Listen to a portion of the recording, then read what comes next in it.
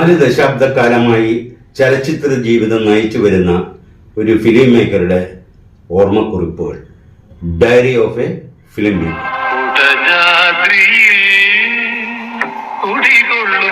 മഹേശ്വരി ഗുണദായിനി സർവശുഭകാരിണി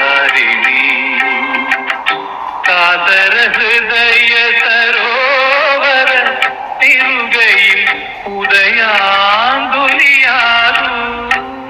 മംഗളമന്ദസ്മിതം തൂകൂ